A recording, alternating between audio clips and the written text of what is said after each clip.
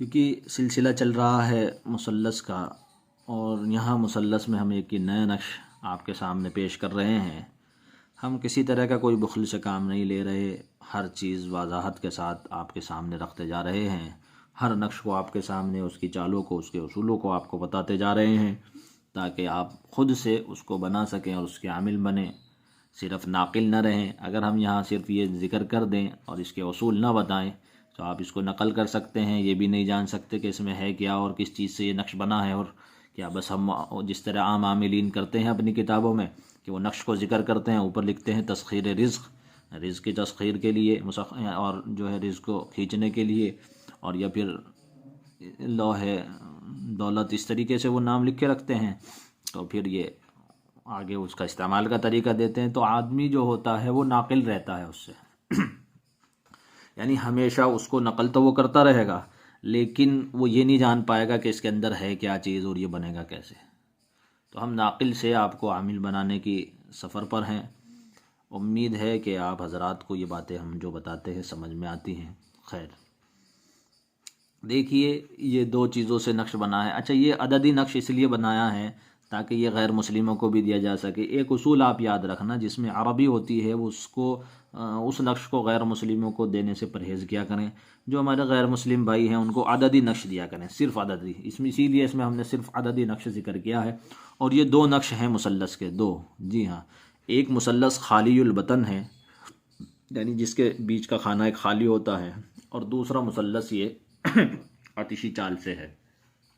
جو پورا بھرا ہوا ہوتا ہے۔ یا فتاح، یا رازق، یا غنی، یا مغنی، ان کے یہ اعداد ہیں، پھر اس کا یہ ٹوٹل ہے، اور پھر یہ ایک آیت ہے، واللہ غالب علی امرہ، اس کے یہ عدد ہیں۔ اب آپ دیکھیں کہ یہ جو بیچ کا نقش ہے، یہ تو اللہ کے ان چار ناموں سے ہے، اور یہ روزی کے لیے ہیں،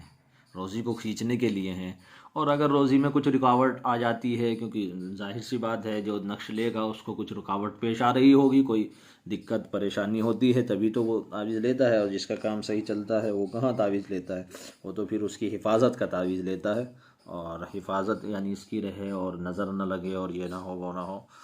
تو بہت سی رکاوٹوں میں بہت سی رکاوٹیں ہوتی ہیں، بعض مرتبہ کوئی جادو کرا دیتا ہے، کوئی بندش کرا دیتا ہے، کوئی جو ہے اور دوسرے مسائل رہتے ہیں جو جس سے مال خریدتے ہیں، کوئی دوسرا اس کو جو ہے وہ توڑ لیتا ہے، کوئی گراہک توڑ لیتا ہے، اس طرح کی بے شمار رکاوٹیں کاروباری مسئلے میں آتی رہتی ہیں تو اس کے لیے پھر یہ آیت قرآن کی بھی ہے، اس لیے واللہ غالب علی امرہ، کیونکہ اللہ تعالیٰ ہر معاملے میں ہر چیز پر وہ غالب ہیں، وہی ہر معاملے کو صحیح یعنی انجام دیتے ہیں۔ تو اللہ تعالیٰ اس رکاوٹ کو جو آ رہی ہے اس پر غالب ہیں کہ وہ اس کو دور کرنے پر غالب ہیں۔ تو اس کو یہاں ہم نے یہ ذکر کیا ہے۔ یہ باہر کی جو خالی البطن ہے،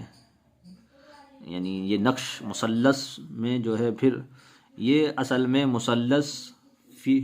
خالی البطن، یعنی خالی البطن میں ایک مثلث کا نقش، یہ مثلث کا جو ایک بیچ کا خالی ہوتا ہے اس میں مستقل ایک نقش رکھ دیا گیا، خالی جہاں تھا۔ آپ اس نقش کو ہٹا کر دیکھیں تو یہاں سے یہ 1 2 3 4 5 6 7 8، یہ باہر ایک خالی البطن نقش ہے۔ اور خالی البطن نقش کی ہم چالیں ذکر کر چکے ہیں وہاں آپ اس کو دیکھ لیجئے گا، اور اس میں اس کے بارے میں اصول کس طرح یہ بھرا جاتا ہے، کیا ہوتا ہے، وہاں بتا چکے۔ اور ہم نے وہاں یہ بھی بتایا تھا کہ آگے جب خالی البطن نقش ذکر کریں گے وہاں چال اس کی دوبارہ نہیں سمجھائیں گے، چالیں ہم وہاں سمجھا چکے ہیں ہر نقش کی۔ یہاں تو اب یہ بتایا جا رہا ہے یہ نقش ہے کس چیز کا اور کس طرح بنایا گیا ہے۔